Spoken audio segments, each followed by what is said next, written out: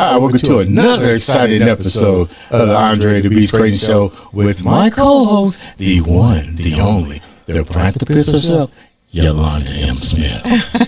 What's up, Dre? You are so funny. I love him. You're just so excited to have me back. You don't know what to do. I don't know what the hell to do, but we got a new sign in the back. I bought you back. You know I created that shit. I love it. You know, he was like, you know what, girl, you got to get back in this studio. I'm not playing with you. Because I had to do it the easy way. You're a visual person. I am visual. So I told the web guy, I'm like, look. Well, make her look good. No, this is what he said. He said, Dre, you want me to put Yolanda on there? I was going to say, hell no, I got this. And then I was like, I really don't got it. I really don't got it. So he said, well, Dre, let me handle it. And when that came, I said, Willie, we're better together. Just look at it that way. Yeah. So I'm excited to be back and literally, have you back. Yep, it's good to be back. I like the outfit, man. You looking good in that Fonzie Happy Day. Hey. Definitely looking good. I'm excited about today's show. Yeah, we have a lovely guest. Who is our guest? It's Chanita Pullom. Yeah. Yep, she's got quite a story. I'm not going to be the spoiler alert, but I'm going to let her tell her story, but it's an amazing story. And you know, if you think about the episode, we are all about really empowering people, right? Yeah. And telling great stories. We do entertainment as well and, you know, educate from that time to time. But it's really the empowerment, I think, that really attracts people to us. Yeah, and today is no different. This woman has definitely a story of perseverance. Let's call it what it is. Perseverance, still making moves, still making a major impact. That's that beast mode, baby. Yeah. Introduce this beautiful young lady to the show. Yes. So I'm not going to do the introduction. I'm going to allow her to do the introduction. So without further ado, we would like to bring to the Andre The Beast Crayton Show, Miss Chanita Pullom. How are you, my dear? I am doing well. Thanks for having me. I'm excited. That was a great little, I guess, background when it came to me as far as the perseverance. I love that. Thank you so much. Absolutely. And I can't wait to tell my story. Well, hey, we're not going to belabor it then yet. Yeah. So before we get into asking a bunch of questions, I think it is great if you could give our viewers a little bit of background. Well, as they said, I am Chanita Pullom. I am originally from St. Louis, Missouri, but I reside in Denver, Colorado, but the suburbs of Denver. I'm in the television media industry, and I've been in this industry for 13 years. It's something that I always wanted to do. Went to school for it, got my degree in communications. So funny story is I wanted to be in front of the camera, but I had a professor that kind of steered me in the other direction of going behind the scenes in a great way. So I'm happy he did. But we'll get into that later. But yeah. So again, thanks for having me, guys. I'm ready to get into the story when you guys are. You said you're from St. Louis. You're a Midwestern, which isn't that far from our great city, the greatest city and state in the world. Indianapolis, Indiana, Carmel, Indiana, Lawrence. Let's give a shout out to Lawrence. Call it what it is. He said the greatest in the world. Yeah, it's the greatest. It's the greatest. I love my city. I rep my city. Okay, rep it. So what was it like? So she's our neighbor. She's our neighbor. Yeah, she's our neighbor. Close friend, but you know, she's in Denver right now. But what was it like for you in St. Louis? What was it like growing up as a young girl? Honestly, St. Louis was amazing. I still, what Nelly say, I'm from the Lou and I'm proud. I'm very proud of where I'm from. I grew up in the hood, but I was schooled in a predominantly white area. So my mom, even as a young child, I guess she had the vision of, you know, this girl is going to go somewhere. And I'm only child. So there was a program, I can't remember the exact name, but if you lived in the inner city or the hood, as we call it, you can be bused to predominantly white schools. And at the time, you know, they're known as better schools. So childhood was good. That's when I learned diversity, you know, again, being from the hood and going to school with a lot of, you know, white Caucasian people. So I had a great balance, fun. I come from a big family. My immediate family is kind of small, but when it comes to my major, like gigantic family, my great grandmother had 23 kids. So 23? Yeah. 23 like kids. She birthed 23 kids? She birthed 23 kids. That's my great grandmother, yes. My goodness, Wow. that's a lot. That It's a means lot. she stayed So- pregnant a good I don't know how long she Pretty lived, much but most of her life. What do maybe you mean? Yeah. a good third of it at least. Yeah. Yeah. Let me ask a Yeah, I have question a real quick. aunt. Let me ask a question real quick. I didn't mean to cut you off. Let me ask a question. You go. You use the word hood quite often, about 6 times. Explain to the viewers what does that mean when you say hood? What is the hood? Hood is, poverty area. You know what I mean? Like, in that area, there's, they have corner store, liquor stores, all the things that, You don't see provide. in the suburbs. Yeah, it's not the suburbs, right? Yeah. And again, you're just around people that don't have a lot of money. You know what I mean? So, again, it was great. I feel like back in the day, you just created that community. You know what I mean? It says it raised a village. You know what I mean? So I feel like that's what it was. It's just a hood of people that are in poverty, basically. See, that was that's me. why I call it that. I grew up in the hood too. And you know what's Hold down. interesting What about hood did that? you grow up in? I totally grew up in the hood. I Where? came up off of 25th and Hillside and 30th and Orchard. You better recognize. Okay, I forgot. Okay, listen. I forgot. For real. Now look, it's a different story 30th now. Street You Disciples? forgot. Yeah, You okay. forgot. All right. You forgot. Rep But your flag. what was interesting though is that did you know you were poor back then? Because when we grew up, I didn't know we were poor.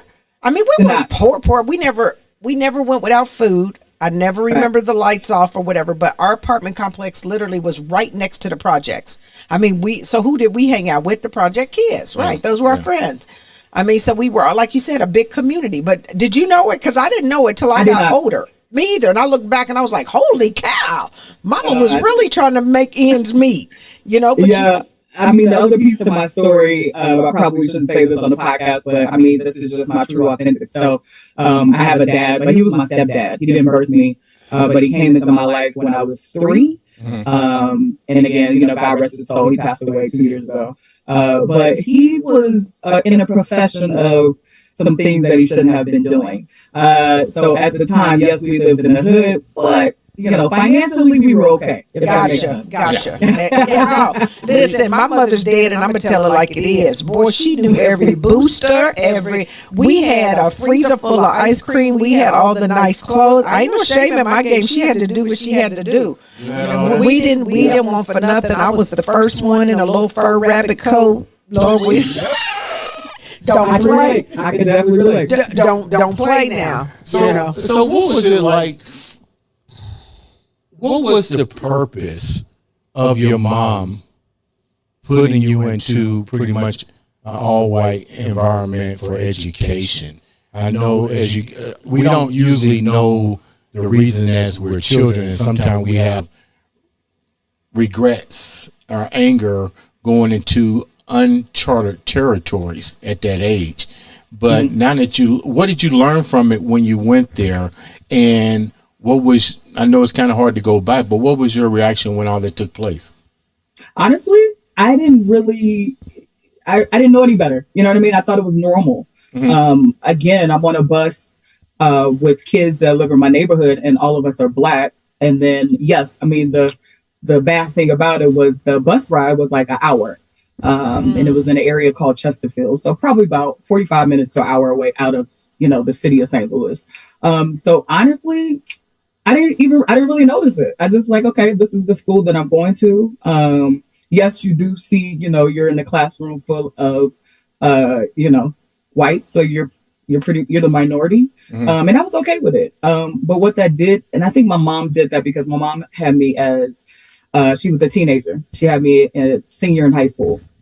So I think, she made a mistake, not a mistake, but, she didn't want to do that. That wasn't her plan, but she did cherish the gift, me, I'm not trying to, brag, but I am. She did a phenomenal job. She just didn't want me to go down her path of teen pregnancy, staying in the environment of, like we called it, living in the hood. So I think that really was her reasoning. And I'm glad she did, because it actually has helped me throughout life. Like, again, where I work now, or everywhere that I have worked in the world, I've been the minority. And, once I got a taste of that as a kid, I think that helped me, you know what I mean, as I got older. What was it like? You said, if I heard you correctly, you said you're only child, correct? I am. Yep. What was that like for you growing up as an only child? I love it. I mean, I have I have a She big didn't have family. to So share nothing. it didn't Well, feel yeah. like it because again, I was around my family all the time. I have a lot of cousins, and our aunts, their moms and uncles made sure that we stuck together. So I have a cousin who is 4 years older than me, and to this day, me and him call each other brother and sister. So it never felt like I was alone, if that makes sense. That's nice. You said you wind up. When did the entertainment bug first hit you, and what were you doing when it hit you? Like when I was growing up, I wanted to be Michael Jackson. Let's get real. I remember seeing him on the Ed Sullivan. I got up and I started dancing. What's wrong with that? That didn't pan out very well, did it? When did the bug for entertainment hit you? It started when I was a kid. So my mom See? is a singer. It started when she was my mom is a singer. So I grew up around music all the time. Like my mom would sing in the local talent shows. My mom was in a band with Nelly's father and uncle. And I would have to go to rehearsal with her all the time. So it started with that. So it started with music. And then, again, my dad having, a lot of finances. So we had TV and stuff like that. And I was just very in tune. So even as a child, I was just I wanted to be a reporter. I wanted to be like Oprah or like the news anchor. And that's how it started. So it started probably when I was 5 or 6, and it stayed that way. Your parents were in a band with my mom. Your mom in a band with Nelly. His dad. Nelly's uncle his and uncle. dad. Yeah, and dad. Uncle and dad. Not Nelly. She said Nelly. Yeah. The dad and uncle. His dad and uncle. Oh, okay. Well, heck, I mean, when you hear Nelly, you're like, wow, okay. So when you think about your story, where does it kind of turn? Where's the story turn? So you've gone through high school. I'm assuming then you went to college. Yep. So my story. Okay, so from St. Louis, we moved to Atlanta when I was 14. My mom just wanted to get out of St. Louis, which I'm happy she did. No offense to St. Louis, but it just opened up my world, going to, living somewhere else. And again, finish high school, go to college. And this is where the professor comes in.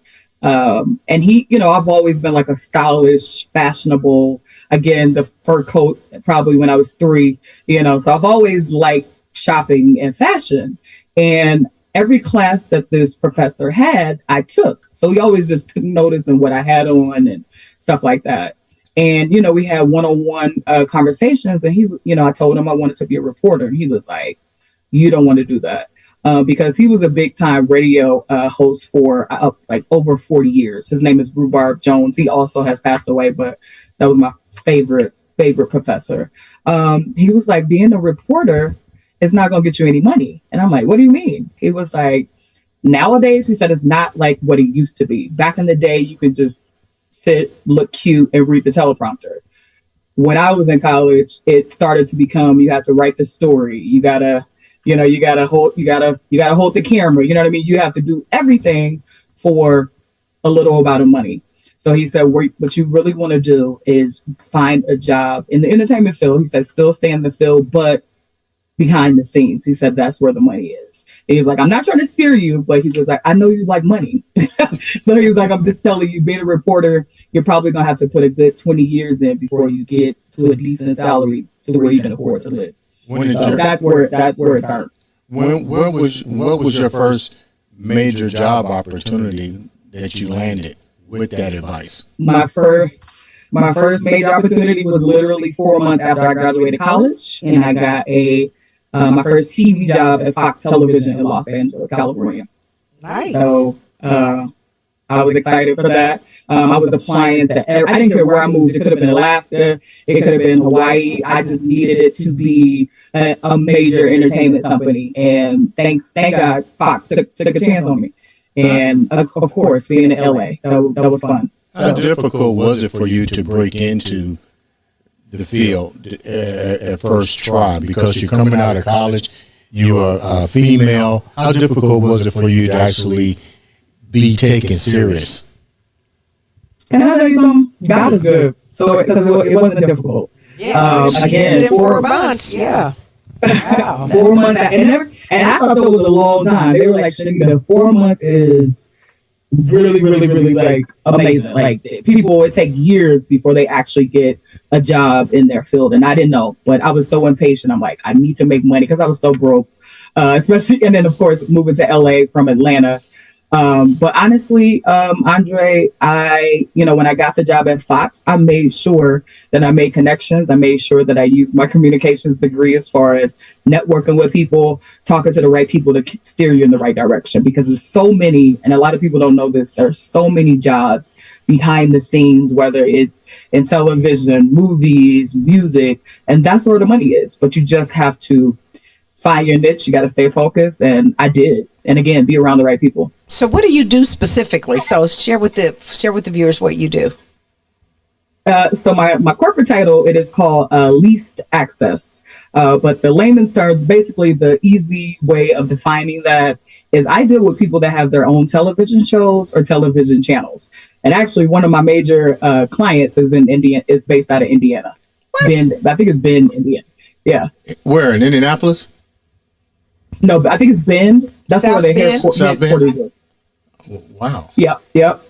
Wow. I'm actually supposed to come out there soon to visit them. They're going to, give me a tour of the TV station and stuff like that. And it's one of our major channels. I can't say the name, but I will tell you guys once we finish. Yeah.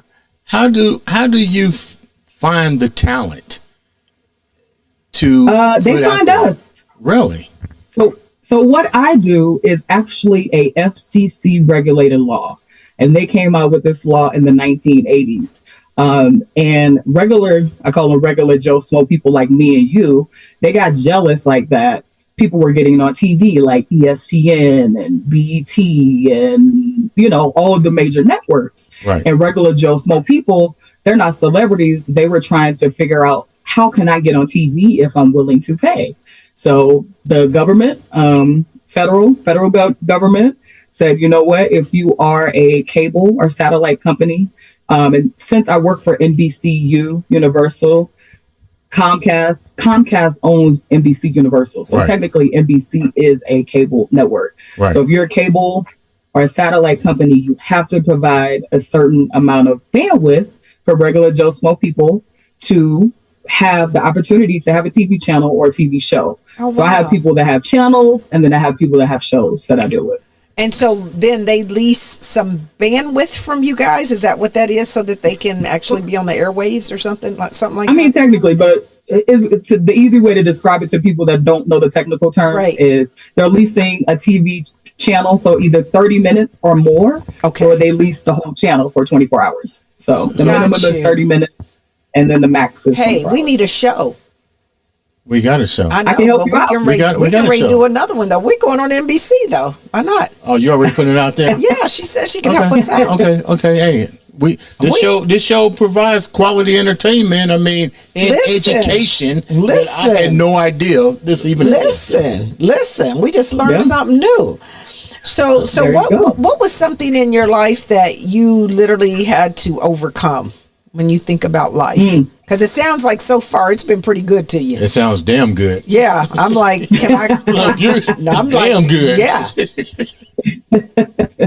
Well, in 2018, I had a health scare, and I'll try to sum up this story because two things happened back to back.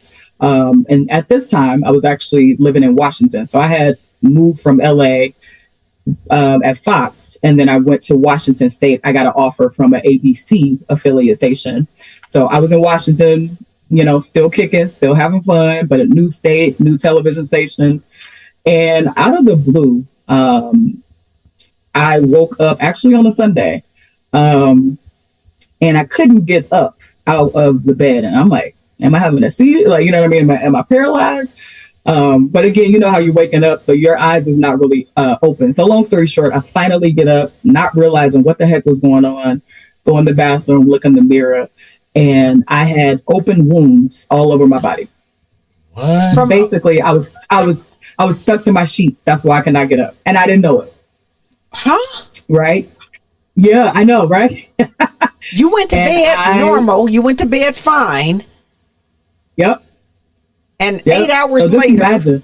we're just. Just imagine waking up to that.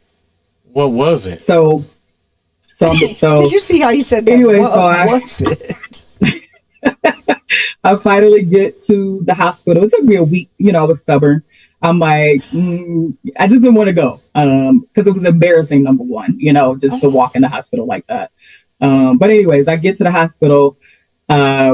I was living in a small podunk town of Washington. So their hospital was big, but on a Sunday, they really didn't have the specialist. So I needed like a dermatologist specialist, and they were not on site that day. So they were like, we're going to reach out to a local dermatologist and hopefully they can come. If not, we're going to have to airlift you to a bigger hospital. So I really didn't want that. So anyways, come to find out, it was a autoimmune disease. Okay. The crazy thing is this autoimmune disease, it's called pemphigus vulgaris, is normally in people that's 80 years old and above. So everybody was confused, like, why does she have this? At the time I was 32. I've never even heard of it. And I was in the medical field for years. Never heard of it. Is it rare? Yeah.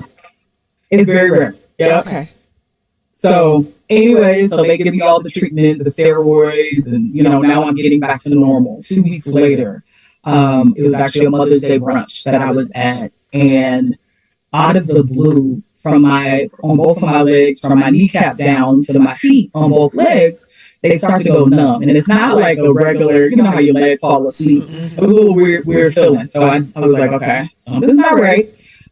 So of course, I immediately go to the doctor, and then this is where the major news hit of, we're going to have to admit you to the hospital because your femoral artery is 100% blocked. Wow. And I said, I didn't even know what that means. I'm like, what are you talking about? They were like, so your artery in your thigh, you're not getting any blood circulation. So they were, again, in both legs? No, just one. One. But I was getting triggered because the left leg was working like overtime. So they admit me. I stayed in the hospital for 6 days. They did so many tests trying to figure out what it was. And long story short, to this day, they still can't figure it out. So those two things happening back to back medically was very scary. I wasn't in the medical field, so a lot of those terms I was not aware about, but had to learn. So I had to overcome that. It was very scary. My family was scared. My mom immediately hopped a flight to come, and so I still deal with that to this day. But you wouldn't know it. So my left leg always is in pain, 24/7. Really? That's because so they didn't put a stent in it to unblock it? They can't put a stent in my leg because my veins and arteries are the size of a spaghetti noodle. Too little. Right. So too little. But also, this is why I also say God is good. My veins and arteries in that left leg rerouted itself. Mm-hmm. So Wow. that's why I still have enough flow of blood from my thigh to my foot, which they were confused. They were like, why is your leg not blue or black, or, you know what I mean? And that was the reason why. God is good. So he does that with the heart as well. Yes, it is amazing. Amazing, right? Yes. Amazing. Now, do you have to wear like a compression sleeve or keep your leg elevated, or ice, or maybe too much exertion can trigger it? Because even though it rerouted, you can still have complications. So what do you do to still, do you elevate it? Do you use a compression? Do you do ice? What do you do outside of that? I still compete. I'm still normal. I still exercise. I play basketball. I'm on an old women's league in Denver, so I still push myself to the limit. Yeah. What's the old woman league? What's the old woman league? What is that? 32 and above? I'm 38. Okay. Right. I'm 38. Jesus. We all old, but we out there playing. Yeah. I love What position you playing? Forward, guard? You got it. I'm a forward. Yep. Okay. That's hilarious. She said the old woman league. So let me go back. So would I be on the senior citizen league? No, you'd be on the young team. You're only 32. I'm a man. I know what to say when it comes to woman in age. I'm not going to go there. Yeah, exactly. You're 32. I got you. Okay, baby. and holding. So let me ask the question. There's so many routes that you can go to in the entertainment field. You was told by your late professor to be behind the scenes. Are there any regrets for not at least trying to get in front of the in front of the camera for you? Actually, no, because I could do things like this. You can do podcasts, so I'm in front of the camera. But no, I know a lot of television anchors, and he was right. Financially, I even me working behind the scenes as my first job, I was only making $28,000, which is insane. So just imagine being an anchor at that time when I was making 28, they probably were making 20. Wow. Now, to sit in front of the camera. You said something. This show is really designed to showcase that beast mindset, and more importantly, to educate and empower others. And you just did that with me, because I didn't know that. I've heard of pay to play type things in music and some television, but how has the game changed? How has television changed for you now, especially with social media, overnight sensations, podcasts are coming out now, and people are trying to understand how to navigate it. How does that affect your job, and what creativities do you bring to things like, podcasts and overnight sensations that people can go on social media and just gravitate to? With that, because a lot of people, think television is going to go away eventually. And we kind of got a glimpse of what it's like when you're streaming or on a streaming network. Like, I don't know if you guys watched the Mike Tyson fight this past weekend. Yeah. Netflix and fuck up. Everybody around the world was like, their system was glitching. Yeah. Right. So this is why I always preach or go to conferences or talk to people. Television is not going to go away, because when it comes to airing content, we still have the better quality. And that's just something that won't change. That's because you have somebody in a master control room that's watching what's happening in real time in 24 hours. So with streaming, everybody's like, okay, we're just going to log on and, so you have to be creative and letting people know. And again, examples like what happened with the fight keep happening. I went to like a streaming conference a couple of months ago, and, my purpose was to let people know, like some of the clients there, hey, NBC Universal and television and cable TV is not going anywhere. So you just have to be creative and meet people where they're at, and then kind of show them a way of, hey, you also can still air your content in a better quality instead of streaming. And, no offense to the podcast creator and content creators, but television is still here to stay. Because you're not relying on the internet. You're not relying on the internet to show your content. That's right. You've got your own. What kind of advice do you give young entrepreneurs that now, the creators that are trying to elevate their game? How important would their content be with working with someone like yourself, for instance? What do you mean when you ask that? What do you mean? Like, sorry, you got tons of, you mentioned the creators out there, the podcast creators and the television creators. What's the difference? What do you bring to them to elevate their career? Because naturally they're trying to get ratings, they're trying to get viewership, they're trying to get sponsors, subscribers, the whole 9 yards. When you go to meet somebody like that, what kind of due diligence do you do on that individual, and then more importantly, what do you bring to the table to help elevate them? I got you. So the advice that I would give, that I always give my clients is, before you sign up and pay for this television channel or television show, make sure you have your ducks in a row as far as marketing, because that's still something that's relevant. Nobody is going to watch if nobody knows that it's out there. Yeah. Right. So you have to continuously market whatever you're trying to air, or if you're trying to put it online. That's the number one thing. You definitely have to have some type of PR marketing to make sure people tune in. My other thing is I preach networking. Networking is still a prevalent thing. Like, I feel like everybody, I don't care what industry you're in, network, you have to do that. You have to get in the room with the right people. You know what I mean? Come on now. You always want to be around people that are smarter, have a little bit more knowledge, and and you put your heads together and you can come up with something beautiful. So those are my two advice that I give to all my She clients. got the branding down. She got the brand. You got that right. Because if you don't promote, right, stay relevant. Yeah. The other thing is stay relevant. Good content, right? But you got to promote and networking. Your net worth is your net worth. Are you preaching that to me? I know. I'm just saying.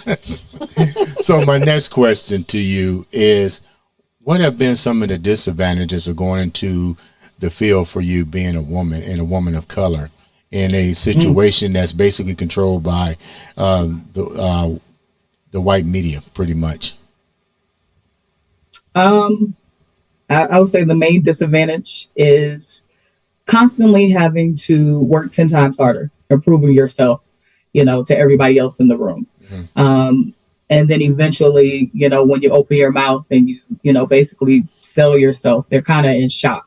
Mm-hmm. So unfortunately, as a Black woman, even in media, even though they know, I'm very smart and I've been in the business for almost 13 years now, that you still have to work 10 times harder and show and prove, every day. So I would say that is the biggest disadvantage. And I know my story sounds very good and I always seem to, it's like, oh my God, everything is good. My faith also, So with that, it hasn't been hard, yes, because I'm having to do more work than everybody else, but it's been worth it. You know what I'm saying? So now I feel like I'm in rooms that I probably, like, for example, last night I went to dinner with my VP, like who works for NBC Universal. A lot of people don't do that. So again, with me, communicating and using my networking skills and showing my hard work, it has paid off. Yeah. It's good for you. You got to work double time. So you would agree then, I'm a branding expert, then, that it's important that they see your value, because if you don't, yes. Let me ask another question. Let's stick with the media. What do you think? And I know you're in this field, so I know I'm going to get a straight positive answer. Why haven't we seen more of the Black media stations elevating to the same level as their counterparts? Honestly, I think they don't do the two things that I just said. They don't network and they don't promote themselves. They don't put in the time. Like, for example, NBC Universal, it took them a while to get to where they are, right? They had to put in the time. They had to put in the work to actually be a relevant television station. Even BT had to put in the time to, to be a relevant television station. So I feel like, I hate to say it, but a lot of us, we give up too easily. You know what I mean? We start something and, don't, and then they get impatient, like, oh, this is all right, I'm over it. We give up way too easily. She can make me fall on the floor. Why? Because this is what I preach all the time. Literally, this is my analogy of it. Here we are, you're building your brand, you're trying to make something happen. Mm-hmm. And because we are impatient, we won't stick around to see it through. So imagine walking down literally the sidewalk and you get to the corner, and because it hasn't happened for you, you decide to stop. But had you just turned that corner, it was right there waiting on you. The momentum, everything you needed was right there waiting on you. I'm glad you're back on the show. But it just feels so good because I say this and it just shows you, no matter what you're endeavoring to do, you guys, there are no quick fixes. Right. You know what I mean? You have to just have consistency and action and stick to it. And that's amazing, because for you to say that, and you've been in the industry long enough that you've seen it, right? You've seen it. And so that's powerful. Does that make you, knowing everything that you've accomplished, and my hat's off to you. I'm really proud that you're on the show, even sharing such vital information. But are there moments that you look and you wish that you can go into the minority owned stations and bring your your knowledge, and would you do that for them? Has there ever been moments where you say, look, I can really take these companies this, and more importantly, I know they see you. I know they see you. Is there ever moments where you want to go in and do that? I would definitely love to do that, but again, I don't even know how to get in those doors. The only people that I know is the clients that reach out to me, and of course we have amazing conversations, and they ask for my advice and they become successful. I don't. If you know a way of me getting into those stations that want to be on the air and want to be big time, let me know, because I'll definitely come and speak to them and try to spread my knowledge. That's your what's next. That's your what's next when you start your own business and then you become the consultant, right? Teaching I like that. them what What is next for you? That's the question. What is next? I am with a company that I love. It took me almost 13 years to get to a decent salary that I am comfortable with. And again, that took me 3 different stations. So again, with Fox, and then ABC, and then now with NBC, Comcast. I mean, it's all the same thing. I'm gonna be honest, I'm a little content. I'm kind of basking, into what's happening now. But my goal is to probably be a director with NBC Universal, and I am working on that. Again, having dinner with my VP, and we have discussed that. So that is my next, to stay with this company and be a director, leading the team with what I do right now. You mentioned different opportunities that you've taken, and you mentioned the pay as well. Did you leave because they didn't understand your wealth, or did you leave because of the pay? So the salary part, I don't mind sharing that. So again, when my first job at Fox, it was $28,000. Then I got promoted 3 years later. I stayed with Fox for 5 years. I got promoted, and they give you the story of, oh, we never give this amount of money, more than 2-3%. And they gave me a whopping $32,000. And my position changed to a manager. So I was managing 2 people in the department that I was in. And at the time I was dealing with commercials. Now I'm dealing with TV shows. So $32,000 was kind of like a slap in the face. But I said, you know what? Fox Television is a great company to have on your resume, because, so I took the offer, stuck with it. And then after 5 years, realizing that Fox wasn't going to pay me anything more, I started applying. And again, I didn't care where I moved. I just know I needed to stick with a television station or a big, movie company. And then I got a call from ABC television station in Washington. So I moved, and they offered me, at the time, I think it was $45,000, which is weird because California is way more expensive than Washington, the state. Right. And they offered me more. So I immediately said yes. And they rolled out the red carpet. And I stuck with them for 2 years. And they were like, yeah, we don't have the money to offer you anymore. Okay, I got to go. And then I end up, getting a job in Colorado. So I don't think it's that they didn't see my worth. Right. I think it's just companies just cap off. And, like she said, they give you the spill. We're going to give you 3%. You know what I mean? And it's just to save money. So I don't think it was my worth, or they didn't see my value. I had to do what I had to do for myself. That's weird to me, because I always growing up as a kid, thought that being on TV was a lucrative thing. And I have since realized that's not the most lucrative job. So I'm almost, okay, so now I need to be telling people, you need 3 streams of income. That needs to just be one of them, because exactly. I'm not even going to ask you what you make now, but whatever it is, and you're comfortable with it.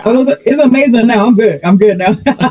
Yeah, but it took me 13 years to get there. It is way more, and I won't share that figure. Right. I promise you, Denver, Colorado is expensive. Cost of living is expensive. So yeah. I get paid well. But again, I had to put in the time. Like you said, I love that analogy of you get to the corner and people stop. Right. I didn't stop. Right. I turned the corner and it paid off. Yeah, and I guess it gets to a point where then you get to a point where you have to demand your value. You right? You know what I mean? It's like, hey, this is who I am. This is what I bring to the table. This is what I need. This is what I need, and be willing to walk away if they don't give it to you. Again, that's and for the most part, they won't. They will give it to you because once you if you look at my resume, they're like, okay, she's right. We can't lowball this one. Exactly. You know what I mean? Exactly. So they know that. But if you let them, they definitely will. Well, yeah, anybody will. But I was mad, girl, because I didn't know that they wouldn't. I was like, I need my hair done every day, my makeup and wardrobe. They was like, you don't get all that being on TV. I was like, what do you mean?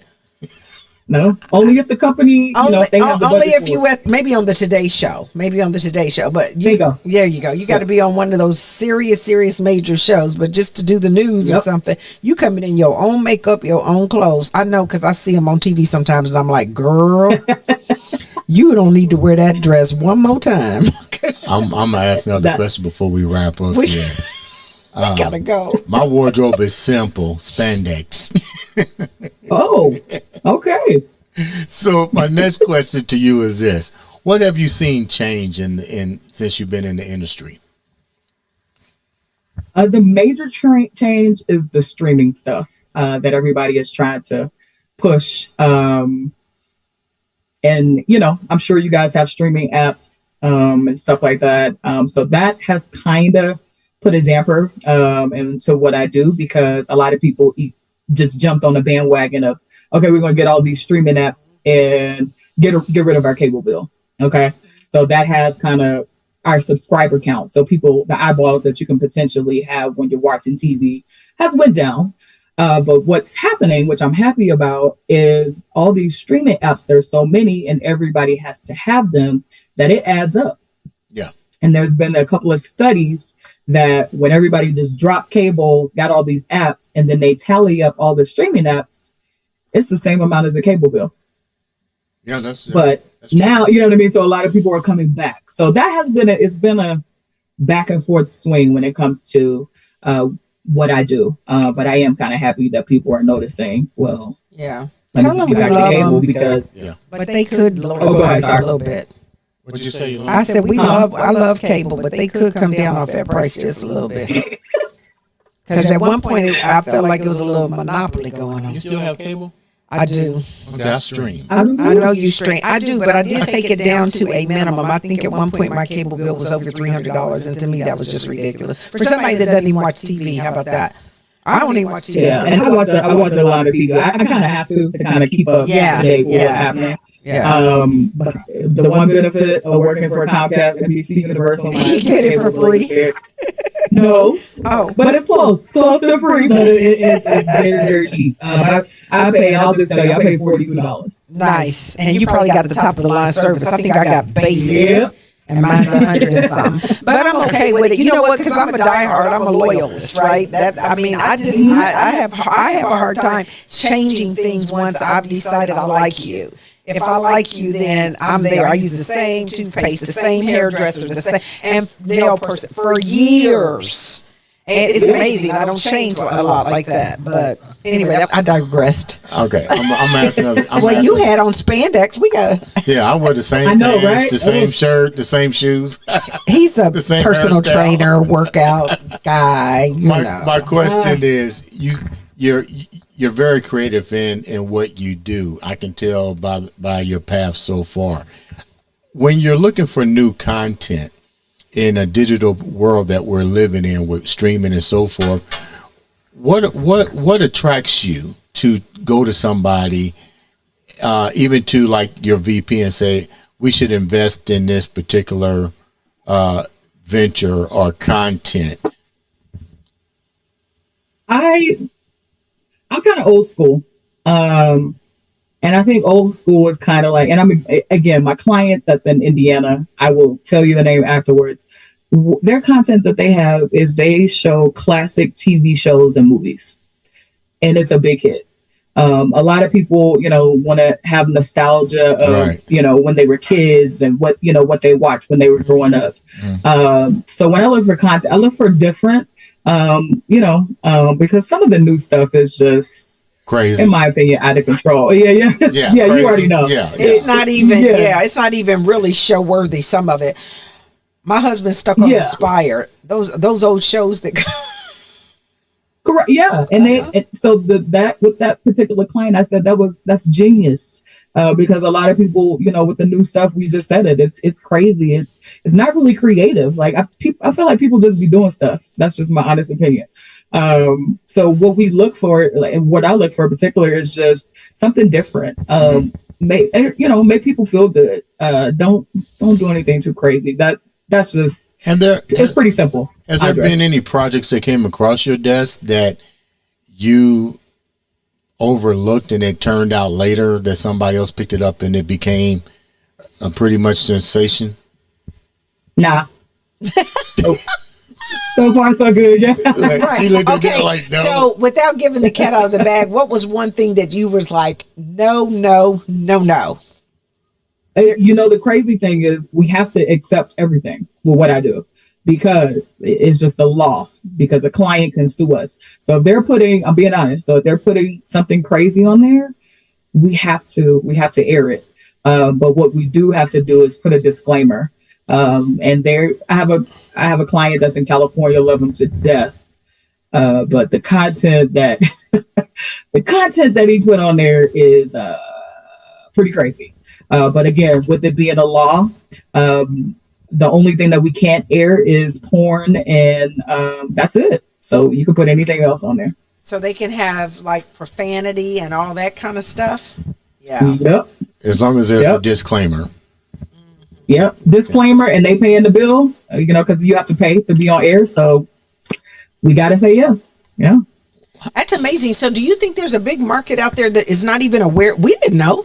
No. Is there a big market that's not aware that so this is an opportunity for you to give them your 30-second pitch? And that's what I've been doing. Actually, I've been traveling a lot, doing networking, and letting people, and just like you, everybody is like, what? I didn't even know that we could do this. So that has been my initiative for the past years, to travel to different places, speak to people. And I mainly go to big companies that we want. A lot of my clients are pastors, like a lot of religious churches and stuff like that. I'm actually we're going to a convention in February, and it's the Christian media. So a lot of mega churches will be there. And my whole goal is to let them know, hey, we already have a lot of pastors that air their sermon. Mm-hmm. Yours could be the next one. So that is actually my. How does it get on? Is it a channel? Is it okay? I'm kind of confused, because if it's not streaming, it would be like a channel, but they would. It's on TV. Yeah, it's on TV. It's on Fox Universe. Or no, so it's on. They get their own channel. You get what I'm saying? Oh, okay. Yeah, in their city. Yeah, in their city. Yes. Yep. Okay, it's their channel in their city, so it's more local.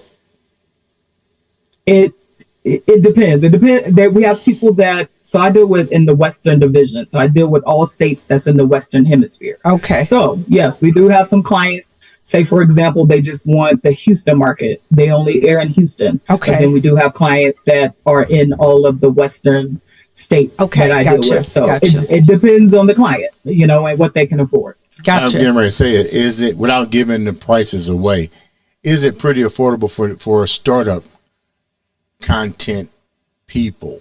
Is it affordable for them? I think it is. Yeah.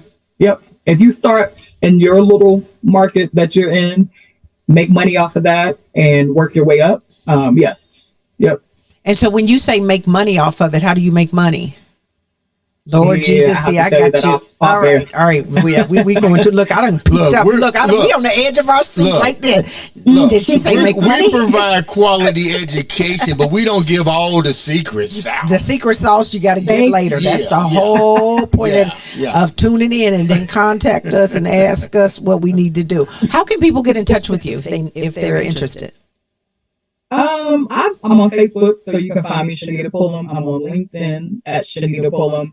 I am on Instagram. It is private. But if you're somebody that I think is worthy of being on my account, then I will accept you. There you go. And that's it. Yeah. Yeah. So you do the West. That means there's somebody like you that then does other markets as well, right? I'm assuming you cover all the 4 quadrants. You are very correct. Yes, Yep. gotcha. We Okay. can talk. We can talk about it off air. I can get you in a connection. If you guys are serious and want to actually air this on TV in your area, I can help you out. Okay. Thank you. So, my question before we wrap up, you have had such a beautiful and extraordinary life. You definitely praise God for your journey and stuff. You've had some ups, but not some downs, but not many. You're definitely doing a lot of things to impact individuals. Thank you so much for taking time to come on our show and basically share with us some knowledge I had no idea. I'm on the edge of my seat right now. We don't both got to the edge of the seat, and believe me, just make when my this own show's show. over, she's Who we gonna be gonna call? bugging me, asking me, "Well, Dre, let's call her." Well, we got her right here. What keeps you in that beast mindset? Lead the viewers with something that keeps you in that beast mindset. The fact that you wake up every day, you still have breath, because it could be worse. So my advice to people is enjoy life. We only get one. Yes, you're gonna have ups and downs. It's you're gonna have roller coasters. You're gonna hit some brick walls. You're gonna hit some, corners. But like Miss Yolanda said, just turn the corner and keep going, and just enjoy it while we're here, because I don't think we'll ever get this opportunity again. Ladies and gentlemen, this has been another exciting episode of the Andre the Beast Crayton show.